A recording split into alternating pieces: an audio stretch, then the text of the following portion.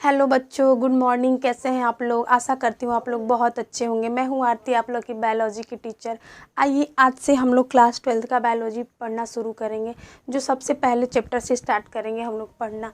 तो जो हम लोग का जो पहला चैप्टर है क्लास 12th का, वो क्या है? जीवों में जनन। जीवों में जनन क्या होता है, जीव जनन कैसे करते हैं, ये जनन होता क्या है, इसके बारे में आज हम लोग डिस्कस करने वाले हैं। तो देखिए, इसमें सबसे पहला जो हमारी एनसीईआरटी बुक है उसमें सबसे पहला जो टॉपिक है वो क्या दिया है? जीवन अवधि। क्या है? जीवन अवधि है। ये जीवन अवधि क्या होता है इसके बारे में अभी हम लोग जानेंगे। देखिए, कोई भी चीज़ है, कोई भी जीव है, ठीक है, कोई भी जीव, या तो कोई पौधा हो या कोई जंतु हो या कोई मनुष्य हो या कोई भी प्राणी हो, ठीक है, या कोई भी वनस्पति है। अब उसका क्या होता है, एक जन्म से लेकर के मृत्यु तक, कोई भी प्राणी हो या जीव हो, क्या होता है, जन्म से लेकर के मृत्यु तक जो उसकी प्राकृतिक मृत्यु होती है उसके बीच का जो समय होता है उसी को हम लोग क्या कहते हैं? उसको हम लोग कहते हैं जीवन अवधि। जैसे में मान लीजिए कि ये कोई, मान लीजिए कोई मनुष्य है, ठीक है, ये मनुष्य है, ठीक है, इसका तो कभी जन्म हुआ होगा। तो मान लीजिए कि कोई जीव या मनुष्य है, उसका क्या है, जन्म से लेकर क्या होगा, प्राकृतिक मृत्यु। क्या है? प्राकृतिक मृत्यु। तो जन्म से लेकर के प्राकृतिक मृत्यु तक का जो बीच का समय होता है उसको हम लोग क्या कहते हैं? जीवन अवधि कहते हैं, ठीक है। तो यहाँ से यहाँ तक जाने में कुछ तो समय लगा होगा। ऐसा थोड़ी है कि जन्म लिया और तुरंत उसकी मृत्यु हो गई, ठीक है, नहीं। मान लो, देखो, जैसे हम लोग हैं, ठीक है, हम लोग जैसे हम हमारा जब जन्म हुआ होगा तो हम इतने से छोटे से एकदम थे, इसके बाद थोड़ा सा बड़े हुए और बड़े हुए, ठीक है, और एक टाइम ऐसा आएगा कि जब हम क्या होंगे, हम वृद्ध हो जाएंगे। तो मान लो कि इसके बीच में ये तो समय लगा है ना, ऐसा थोड़ी है कि बिना कुछ समय के ही हमने जन्म लिया और मृत्यु होगी, ऐसा तो है नहीं। तो जो बीच का समय होता है ना, तो किसी भी जीव के जन्म से लेकर उसकी प्राकृतिक मृत्यु तक का समय ही क्या कहलाता है? उस जीव की जीवन अवधि कहलाती है, ठीक है। इतनी बात समझ में आ गई आप लोगों को? मान लीजिए ये कोई पौधा है, ठीक है, ये कोई पौधा है, ये पौधा मान लो बहुत छोटा सा है, ठीक है, कुछ टाइम में क्या होगा, बहुत बड़ा हो जाएगा, बहुत बड़ा हो गया ये पौधा लो। तो इसके छोटे से बड़े होने में कोई समय तो लगा होगा, और फाइनली क्या होगा कि ये पौधा सूख जाएगा, इसकी मृत्यु हो जाएगी।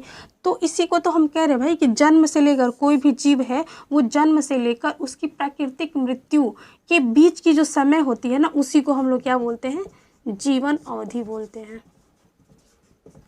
और कोई भी ऐसा जीव या बहुत ऐसे सारे जीव हैं जो मतलब हम कह सकते हैं कि जो यूनिसेलुलर ऑर्गेनिज्म होते हैं, एक कोशिकीय जो जीव होते हैं, उनको छोड़ करके सब में क्या होती है? ये जीवन अवधि होती है। मतलब उनका जन्म है तो उसकी मृत्यु आवश्यक है, ठीक है। जैसे कि गीता में भी कहा गया है, हमारे जो कृष्ण भगवान है उन्होंने उपदेश दिया है कि जो भी चीज़ जन्म लेती है उसकी मृत्यु जरूरी है, ठीक है। तो ये हम कह सकते हैं कि जन्म से लेकर के उसकी किसी की प्राकृतिक मृत्यु तक के, जन्म से लेकर प्राकृतिक मृत्यु का समय ही क्या कहलाता है? जीवन अवधि कहलाता है। यहाँ तक कोई दिक्कत नहीं है आप लोगों को? चलिए अब हम लोग आगे चलते हैं।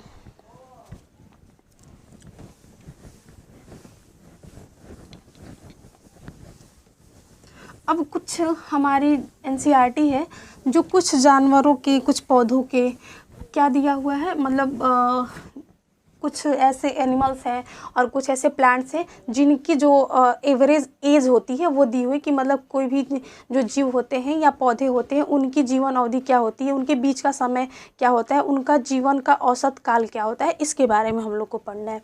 जैसे में हम लोग यहाँ पे क्या लिख दें, यहाँ पे जीव लिख दें और यहाँ पे उसका औसत जीवन काल लिख दें, ठीक है, जीवन का समय। तो मान लेते हैं हाथी है और क्या है, हाथी है, कुत्ता है, गाय, घोड़ा, और क्या है, कछुआ, ठीक है, धान है, और क्या है, तोता है, कौवा है, और भी कुछ है। तो इसको पहले लिख लेते हैं, इसके बाद आगे हम लोग लिख लेंगे, या साइड में जगह मिलेगा तो लिख लेंगे। देखो भाई, जो हाथी है, हाथी का जीवन काल कितना होता है, तो वो 60 से 70 वर्ष का होता है। ठीक है, जो हाथी है उसका मतलब ये एवरेज जो निकाला गया है ना जीवन काल, मान लो कि हाथी है तो हाथी की किसी प्रजाति को मतलब देखें कि कौन सी हाथी है ना जो बहुत लंबे समय तक जिए, तो उसके जीवन अवधि के अनुसार हम लोग ये औसत काल निकाले हैं कि कौन कितना, जो जितना लंबा समय तक किसी भी जो जीव होते हैं उसकी कोई एक प्रजाति कितने लंबे समय तक जीती है, उसकी जीवन अवधि को हम लोग क्या करते हैं, नोट कर लेते हैं और उसी का एवरेज निकाल लिया जाता है कि एक जीव की जीवन अवधि कितनी हो सकती है। ठीक है, वैसे ही कुत्ता है तो कुत्ते का कितना होता है, 25 साल होता है। क्या होता है, 25 वर्ष होती है कुत्ते की अवधि। गाय की भी कितनी होती है, तो गाय की भी होती है 25 ईयर। ठीक है, 25 वर्ष होती है गाय की जीवन अवधि। घोड़ा का कितना होता है, तो घोड़ा का लगभग 60 वर्ष होता है। ठीक है, ऐसे कछुआ है तो कछुआ देखो भाई, कछुआ का तो जीवन अवधि बहुत लंबा है, 100 से 150 वर्ष तक ये क्या करता है, जीता है। धान है, धान का लगभग कितना होता है, 3 से 4 महीने। 3 से 4 महीने क्या होते हैं, धान होते हैं।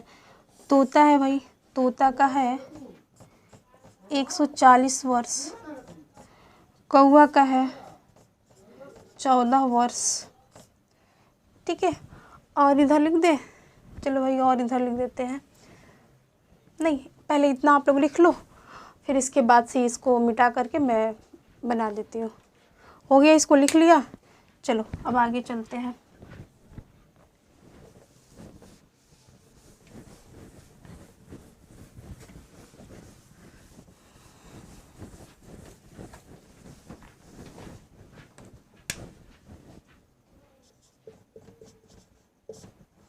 धान हो गया, अब क्या है, गुलाब। देखो भाई, गुलाब का कितना होता है, तो गुलाब का होता है 5 से 7 वर्ष तक इसकी जीवन अवधि होती है। फल मक्खी,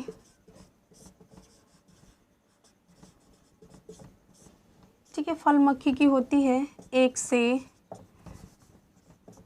से 2 सप्ताह की होती है। ठीक है, फल मक्खी की 1 से 2 सप्ताह हो गई। और क्या बच रहा है, थोड़ा सा देखा जाए क्या छूट रहा है। हो गया, हाँ भाई देखो, एक छूट रहा था ना, बरगद। ठीक है, बरगद का कितना होता है, 200 से 300 साल तक ये क्या होते हैं, जीते हैं। ठीक है, तो हमारे यहाँ कुछ ऐसे जो जीव दिए गए हैं और उनकी जीवन अवधि दी गई है कि उनका जो औसत काल है जीवन का वो कितना होता है, तो ये आप लोगों ने देख लिया ये कितना होता है। अब आइए एक थोड़ा सा चीज़ देख लेते हैं कि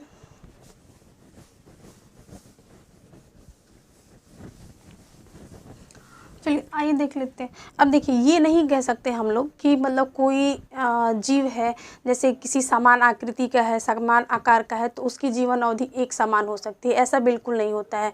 जैसे मान लो कि एक कौवा है और क्या है, तोता है। ठीक है, दोनों तो उसकी आकार की लगभग समान होती है, उसकी जो बॉडी स्ट्रक्चर होती है वो लगभग सेम होती है, लेकिन क्या होता है, वो उनकी जीवन अवधि में बहुत ज़्यादा अंतर होता है। जैसे जो कौवा है वो 14 साल तक केवल जीवित रह सकता है या जीवित रहता है, लेकिन क्या हो, वहीं पर अगर तोता है उसी के आकार के जैसा है, लेकिन वो क्या होता है, उससे मतलब कई गुना ज़्यादा उसकी जीवन अवधि होती है। ठीक है, तो हम ये नहीं कह सकते कि जो जीव देखने में एक समान होते हैं उनकी जीवन अवधि भी एक समान होगी, ऐसा बिल्कुल नहीं होता है। ठीक है, चलिए अब हम लोग आते हैं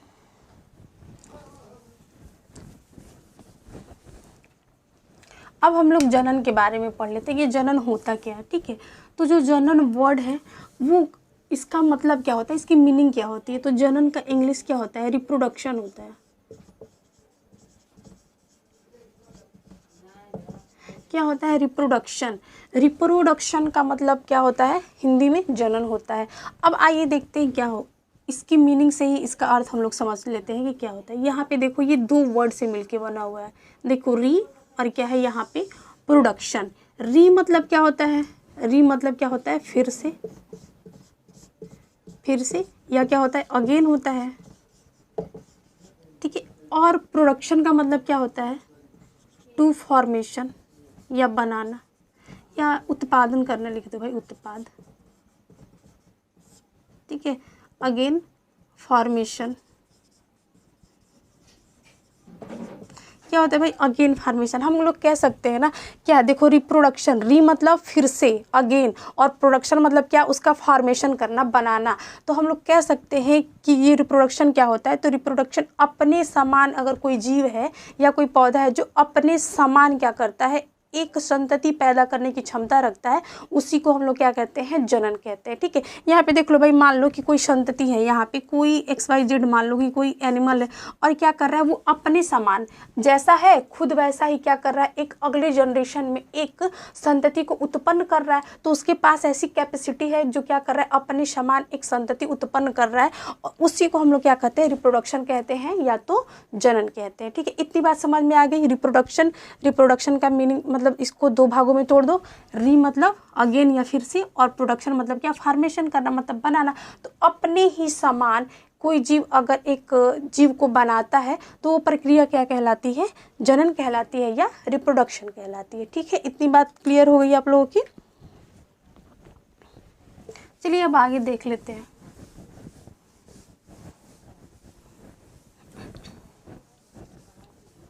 देखो अब ये जो रिप्रोडक्शन है ना, वो भी क्या होती है, दो प्रकार से होती है।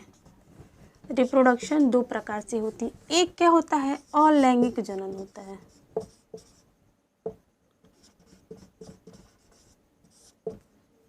अलैंगिक जनन होता है, और दूसरा क्या होता है, लैंगिक जनन, लैंगिक जनन होता है, ठीक है।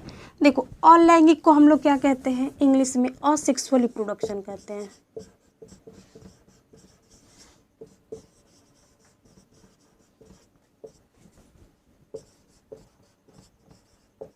क्या कहा जाता है, असेक्सुअल रिप्रोडक्शन कहलाता है, जबकि अलैंगिक जनन को हम लोग अंग्रेजी में क्या बोलते हैं, सेक्सुअल रिप्रोडक्शन।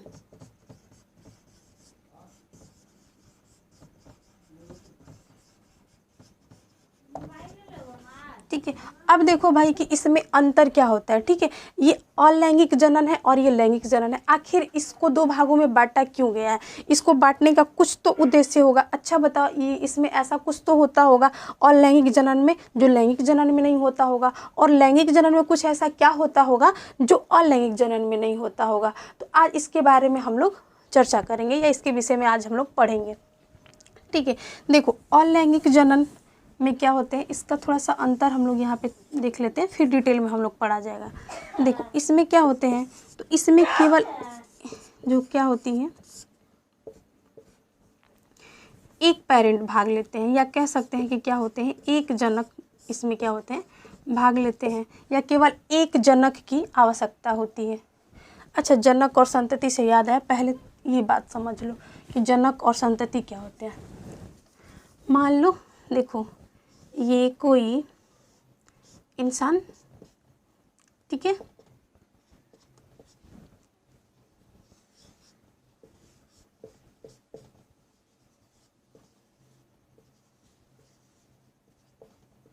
देखो भाई जनक किसको कहा जाता है या पेरेंट किसको कहा जाता है, तो ऐसे जीव, ठीक है, जो अपने समान क्या करते हैं, किसी संतति को पैदा करते हैं। मान लो ये दो कपल है, ठीक है, ये दो हस्बैंड वाइफ है, और इन्होंने क्या किया, दोनों ने मिलकर के एक छोटू सा क्या किया, बेबी पैदा किया, ठीक है, ये छोटू सा बेबी पैदा किया।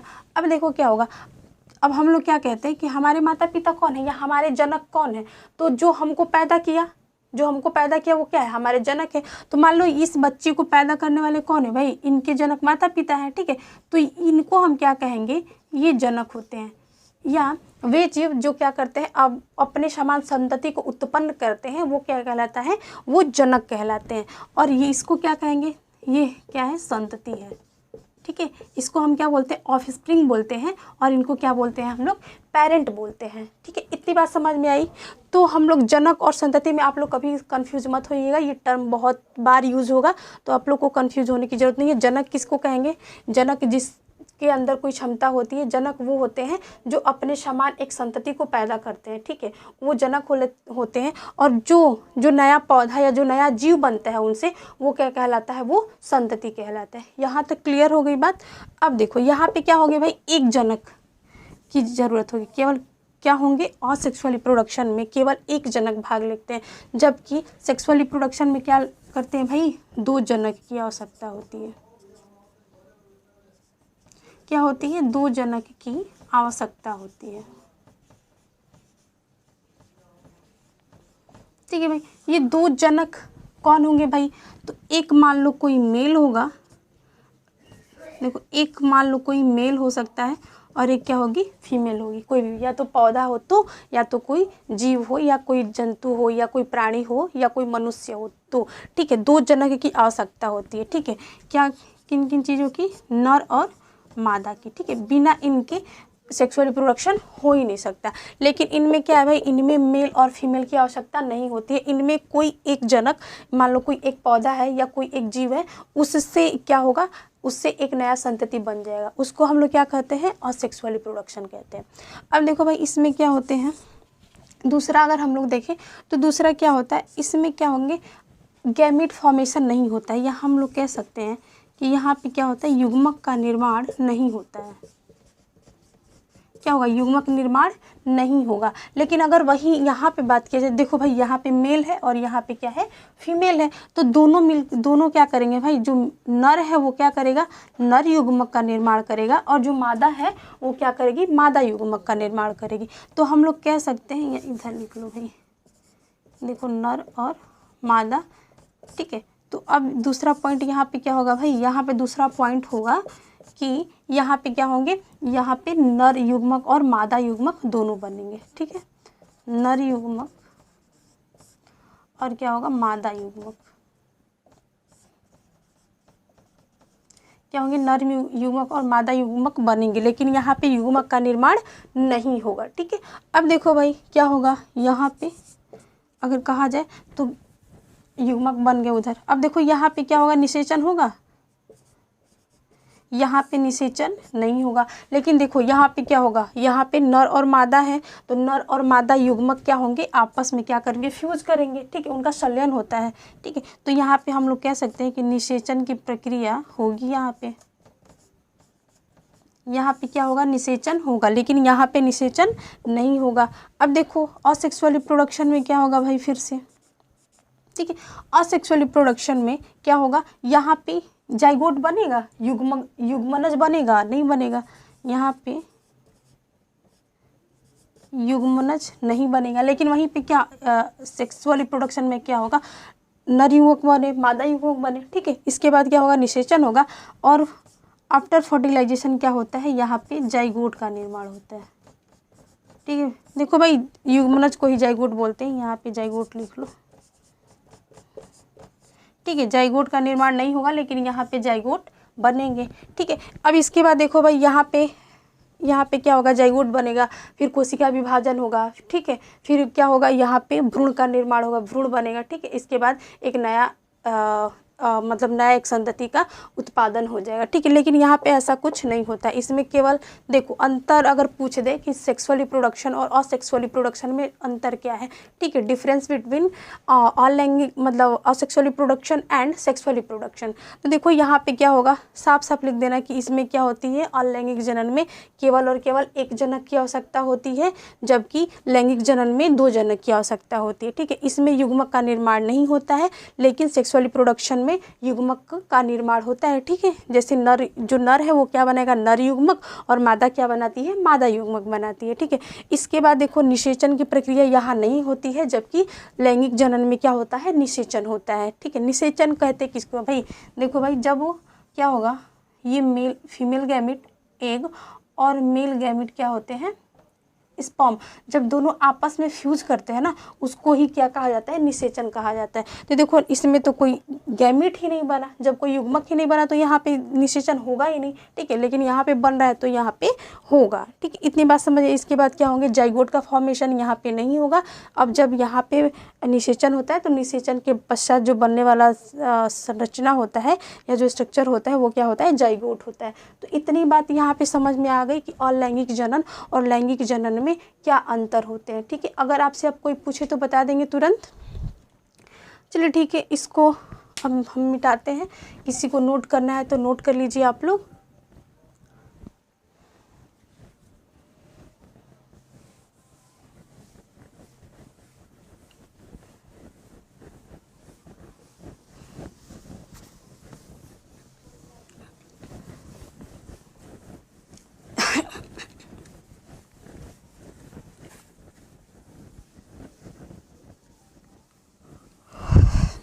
चलिए अब हम लोग देखेंगे कि असेक्सुअल रिप्रोडक्शन कैसे होता है, ठीक है। अलैंगिक जनन जो होता है आखिर वो होता कैसे है, उस विधि से कैसे एक नया संतति बनते हैं, ठीक है। तो आइए हम लोग उसके बारे में पढ़ेंगे।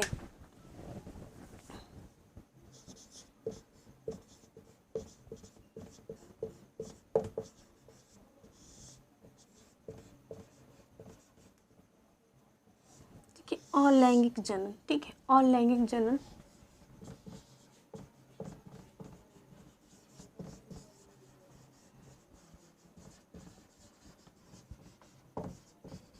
ठीक है, असेक्सुअल रिप्रोडक्शन, ठीक है। असेक्सुअल रिप्रोडक्शन कई विधियों से होती है, ठीक है। कई विधि से असेक्सुअल रिप्रोडक्शन या अलैंगिक जनन होता है, जिसमें इसकी कई विधि हैं। देख लेते हैं ये विधियाँ कौन कौन सी हैं।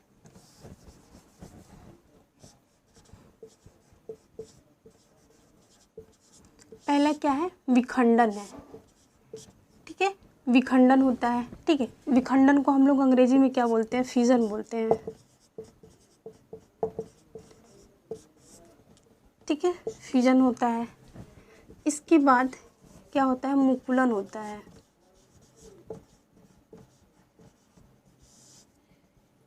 ठीक है। मुकुलन को अंग्रेजी में बोलते हैं बर्डिंग, ठीक है। और इसके बाद क्या होता है, इसके बाद होता है बीजाणु जनन,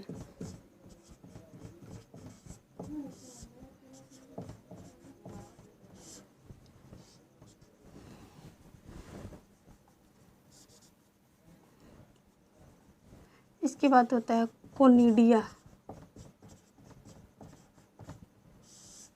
फिर क्या होता है फिर होता है पुनरुद्भवन,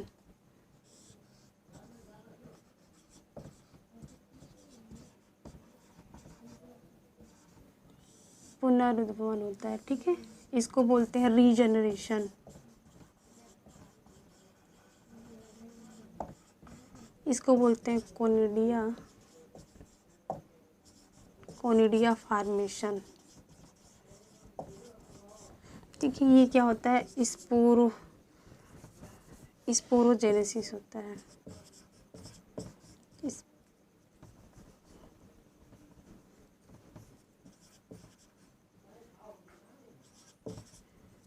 अरे भाई ये कैसे गलत हो जा रहा है, स्पोर फॉर्मेशन, देखो भाई ये क्या होता है, स्पोर फॉर्मेशन। और जो सबसे लास्ट है वो एक क्या होता है, कायिक प्रवर्धन, क्या होता है, कायिक प्रवर्धन होता है, ठीक है। चलो देख लेते हैं, जो अलैंगिक जनन है ना वो कई विधियों के द्वारा होता है। इतनी सारी विधियां हैं, देख लो क्या है, विखंडन है, और क्या है, मुकुलन है, बीजाणु जनन है, कोनिडिया फॉर्मेशन है, ठीक है, कोनिडिया बनता है, फिर पुनरुद्भवन होता है और कायिक प्रवर्धन होता है, ठीक है। और एक होता है, छूट रहा है यहाँ पे, एक होता है सेगमेंटेशन,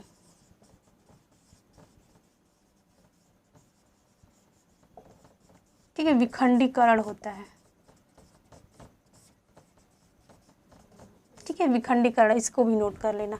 देखो इतनी सारी विधियां हैं जिनके द्वारा क्या होता है, अलैंगिक जनन होता है। ठीक है, पहला क्या है, विखंडन है जिसको हम लोग फिजन बोलते हैं। दूसरा क्या है, मुकुलन है। तीसरा क्या है, बीजाणु जनन है। चौथा क्या है, कोनिडिया फॉर्मेशन है। और ये नेक्स्ट उसका क्या है, पुनरुद्भवन है। इसके बाद क्या है, विखंडीकरण या सेगमेंटेशन है। इसके बाद है कायिक प्रवर्धन। तो आइए हम लोग ये देखेंगे कि ये किस विधि से, किस किस प्रकार से होता है। तो इसको आप लोग नोट करिए। इसके बाद हम लोग आगे पढ़ते हैं ये कैसे होता है।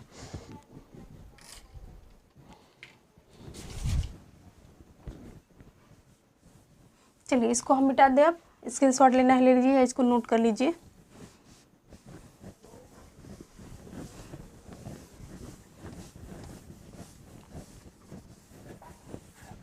देखिए पहला क्या है, विखंडन। विखंडन के बारे में हम लोग पढ़ेंगे। ठीक है,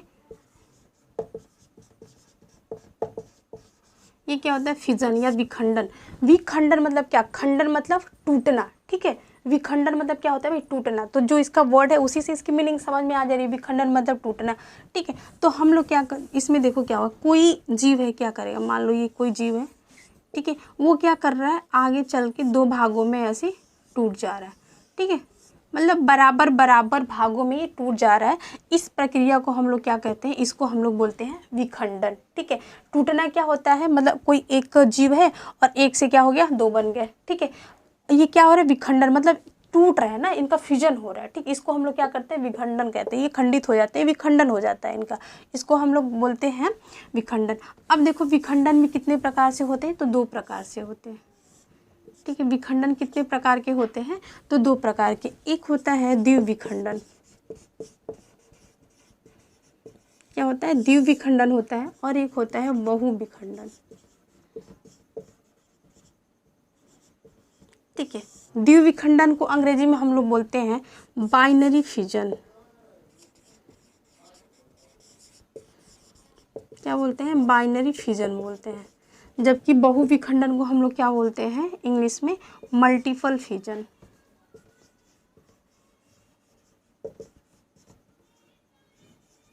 मल्टीपल फिजन। ठीक है, देखो अब देखो यहाँ से चीज़ें क्लियर हो गई हैं एकदम। ठीक है, यहाँ पे द्विव है ना, दो आ रहा है। और बाई बाई मतलब क्या होता है, दो। तो अगर कोई जीव, देखो भाई कोई, ये मान लो एक अमीबा है। ठीक है, ये अमीबा है। अमीबा क्या कर रहा है भाई, एक से दो भागों में ये क्या हो जा रहा है, बट जा रहा है। मान लो ऐसे,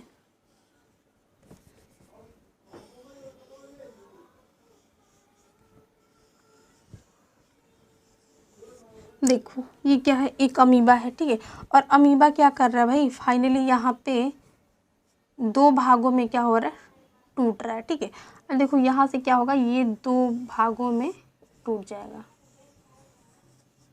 ठीक है, देखो तो इसको हम लोग क्या कहते हैं, बाइनरी फिजन बोलते हैं। मतलब कोई एक ऑर्गेनिज्म है जो क्या कर रहा है, टू इक्वल पार्ट्स में क्या हो रहा है, डिवाइड हो जा रहा है। ठीक है, इसको हम लोग क्या करते हैं, बाइनरी फिजन बोलते हैं। इतनी बात समझ आइए, बाइनरी फिजन क्या होता है, जब कोई ऑर्गेनिज्म क्या करता है, एक से दो इक्वल पार्ट में डिवाइड हो जाते हैं, तो उनको हम लोग क्या करते हैं, बाइनरी फिजन कहते हैं। ठीक है, यहाँ पे देखो द्विविखंडन। द्विविखंडन का मतलब कोई जीव दो भागों में टूट जा रहा है और दो भागों से टूट करके एक नया इंडिविजुअल और एक नया जीव बना ले रहा है, उसी को हम लोग क्या कहते हैं, द्विविखंडन बोलते हैं।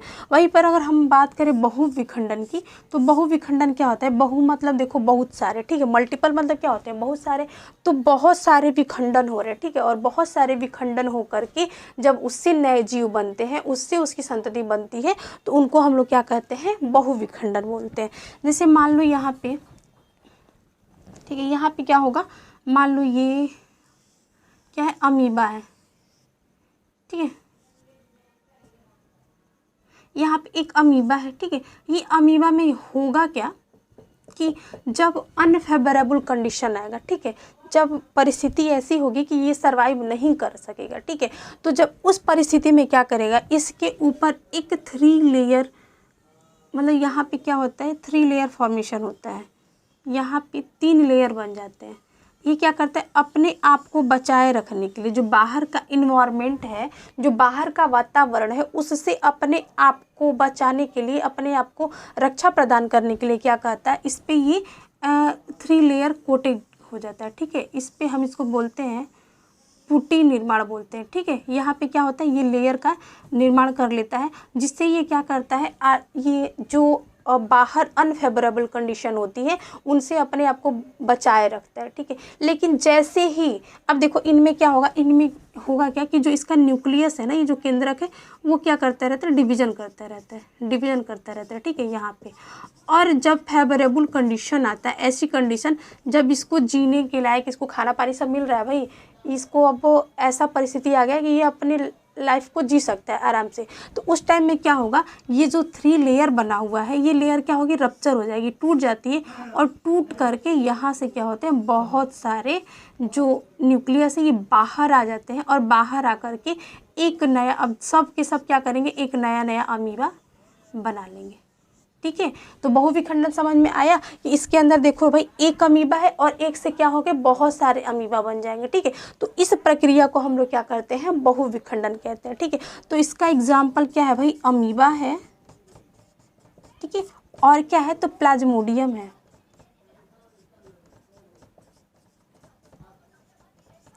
देखो ये प्लाज्मोडियम भी क्या करता है भाई, बहुविखंडन करता है। देखो ये प्लाज्मोडियम, मान लो ये प्लाज्मोडियम है। ठीक है, अब प्लाज्मोडियम अनफेवरेबल कंडीशन में जाएगा। ठीक है, तो ये भी क्या करेगा, अपने ऊपर एक कोटेड कर लेगा, लेयर बना लेगा जो बाहरी वातावरण से इसको रक्षा प्रदान कर सके, और फिर क्या होगा, इसका न्यूक्लियस क्या करेगा, इसी में डिवीजन करता रहेगा। ठीक है, ये देखो न्यूक्लियस टूट रहे हैं, बहुत सारे न्यूक्लियस बना लिए, बाद में ये क्या होगा, जो ये इसका वॉल है, बाहरी वॉल, वो फट जाएगा और बहुत सारे यहाँ पे प्लाज्मोडियम बन जाएंगे। ठीक है, और ये बड़े होकर अपने पेरेंट के समान हो जाएंगे। ठीक है, इतनी बात समझ में आ गई कि बाइनरी फिजन क्या होता है और मल्टीपल फिजन क्या होता है। ठीक है, चलिए इसको जल्दी से नोट कर लीजिए आप लोग। एग्जाम्पल पूछ देता है इसका, तो एग्जाम्पल मस्ट है, आप लोग इस एग्जाम्पल पे ज़्यादा ध्यान दीजिएगा। हो गया, चलो भाई हो गया तो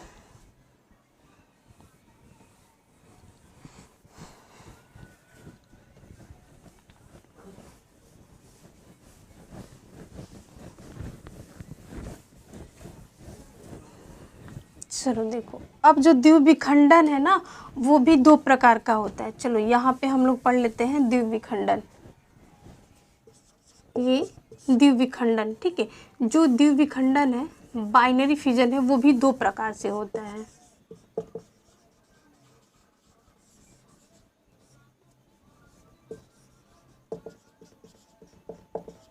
ठीक है, जो बाइनरी फिजन है वो भी कितने प्रकार से होते हैं, तो 2 प्रकार से होते हैं। वो प्रकार कौन कौन से हैं भाई। ठीक है, तो पहला क्या है, अनुप्रस्थ।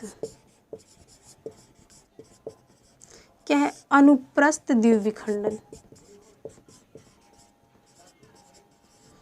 क्या होता है, अनुप्रस्थ द्विविखंडन होता है।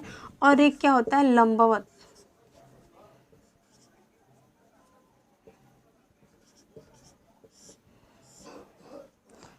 क्या होता है, लंबवत द्विविखंडन होता है। ठीक है, अब देखो भाई इसमें क्या होता है, इसको हम लोग बोलते हैं ट्रांसवर्स। क्या बोलते हैं, ट्रांसवर्स बाइनरी फिजन बोलते हैं इसको।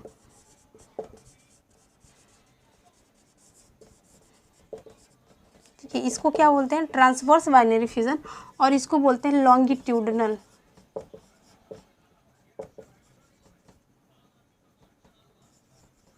Longitudinal binary fission.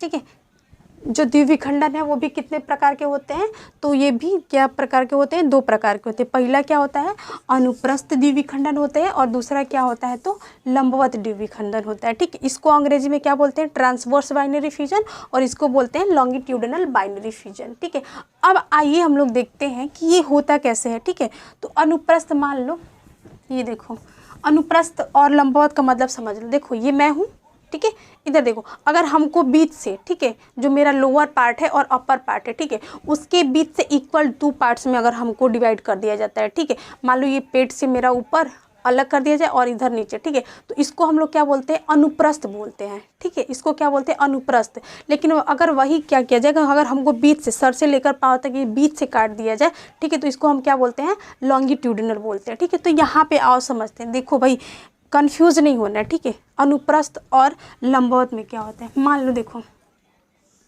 इधर कोई एक इंसान है, ठीक है,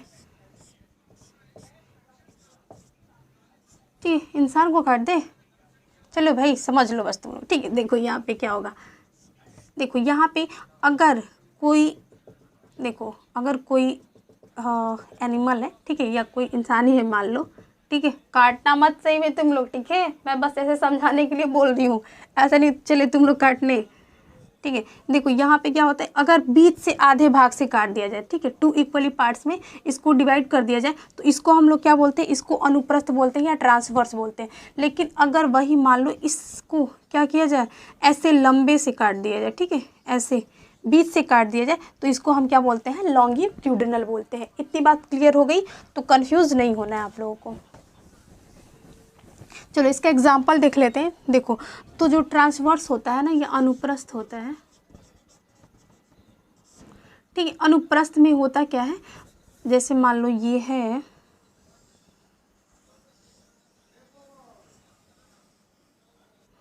ठीक है, ये क्या है, तो ये है पैरामीशियम, ठीक है। पैरामीशियम क्या है भाई, तो एक प्रोटोजोआ है, और कैसा ऑर्गेनिज्म है, तो यूनिसेलुलर ऑर्गेनिज्म है, ठीक है। ये देखो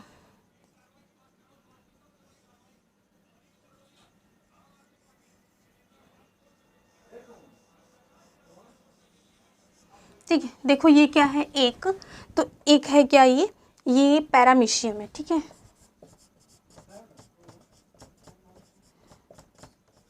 ये पैरामीशियम में क्या होता है, देखो ये यहाँ से 2 भागों में बंटना शुरू हो जाता है। देखो ये पहला स्टेप, ठीक है।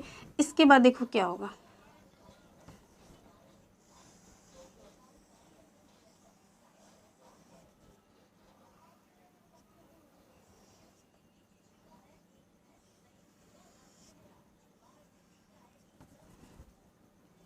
देखो ये यहाँ से क्या होगा, इक्वली यहाँ से, देखो यहाँ से गड्ढा बनना शुरू हो गया, और ये फिर क्या करेगा, डिवीजन करेगा, ठीक है। देखो जो इसका केंद्रक है वो भी क्या होगा, यहाँ पे इलोंगेट हो जाएगा, ठीक है, यहाँ से, ठीक है, देख रहे हो यहाँ पे एक गड्ढा बन रहा है, और यहीं से ये क्या करेगा, यहीं से ये बंटना शुरू हो जाता है, ठीक है। देखो देखो भाई पैरामीशियम थोड़ा ये वाला अच्छा नहीं बना है, लेकिन कोई बात नहीं, भावनाओं को समझो मेरे, ठीक है। देखो यहाँ पे क्या हो रहा है, यहाँ पे इक्वली 2 पार्ट्स में ये डिवीजन करना शुरू कर रहा है, ठीक है। और फाइनली ये क्या करेगा, अलग अलग 2 भागों में बट जाएगा।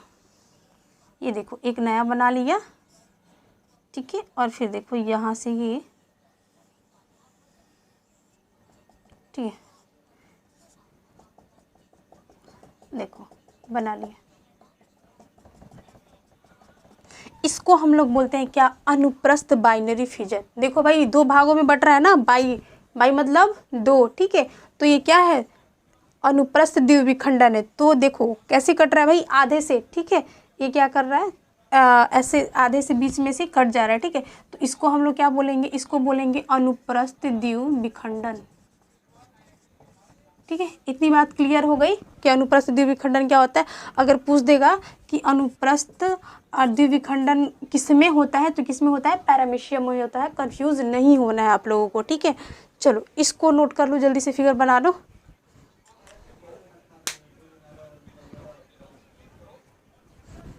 इतना हो गया, चलो जब भाई जल्दी जल्दी नोट कर लो।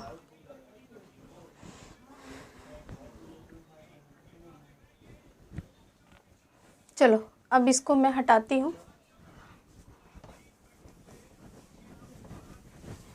अब हम लोग पढ़ने वाले हैं क्या, अब हम लोग पढ़ने हैं लंबवत द्विविखंडन पढ़ना है, ठीक है। लंबवत द्विविखंडन पढ़ना है। क्या कर दी मैं भाई, चलो देखो इसमें क्या होगा भाई, पहले ही बताया था, लंबे से 2 भागों में, लंबे से 2 बराबर भागों में जब कोई ऑर्गेनिज्म डिवाइड होगा तो उसको हम लोग क्या बोलते हैं, उसको बोलते हैं लॉन्गिट्यूडिनल बाइनरी फिजन। जैसे कि एग्जांपल में हम लोग ले लेते हैं क्या, यूग्लिना। देखो यहाँ पे युगलीना बना दो भाई।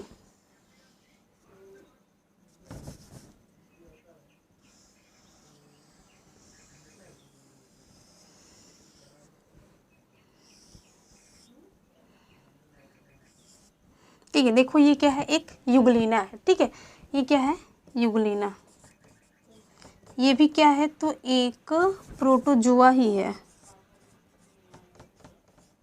युगलीना। ठीक है, ये भी एक प्रोटोजुअन है और यूनिसेलुलर ऑर्गेनिज्म है। ठीक है, अब देखो ये क्या होगा, इसमें देखो अब ये लंबे से बंटना शुरू होगा। ठीक है, देखो या इसमें क्या होगा, कुछ ऐसा स्ट्रक्चर बनेगा।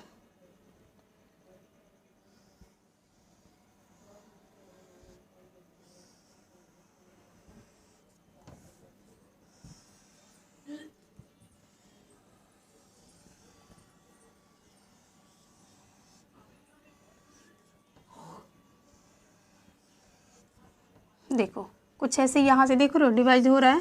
देखो यहाँ से इसकी जो न्यूक्लियस है वो भी क्या करेगी, डिवीज़न कर लेगी। आधे भाग में इधर चली जाएगी, आधे भाग में इधर। देख रहे हो यहाँ से लंबे से ये इसका फरो बन रहा है। ठीक है, और यहाँ से ये फिर क्या करेगा, एक नया नया बना लेगा, क्या, युगलीना। देखो भाई जगह तो नहीं है,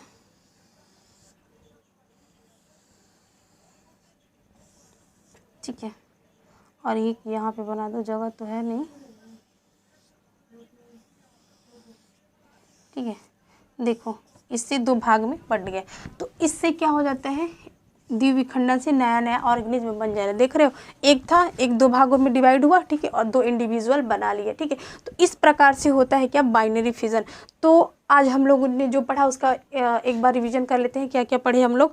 तो देखो सबसे पहले हम लोगों ने क्या पढ़ा था, जीवन अवधि पढ़ा था। ठीक है, तो जीवन अवधि क्या कहलाती है भाई, तो जीवन अवधि वो कहलाती है जो किसी जंतु या किसी जीव के जन्म से लेकर के प्राकृतिक मृत्यु के जो बीच का समय होता है उसको हम लोग क्या कहते हैं, उसको जीवन अवधि कहते हैं। ठीक है, इसके बाद कुछ जो एनिमल्स थे उसके जीवन अवधि के, उसके जो एवरेज जो औसत जीवन काल होते हैं उसके बारे में हम लोग ने देखा। इसके बाद रिप्रोडक्शन के बारे में देखे, रिप्रोडक्शन में सेक्सुअल रिप्रोडक्शन और असेक्सुअल रिप्रोडक्शन को हम लोगों ने क्या क्या डिस्कस किया।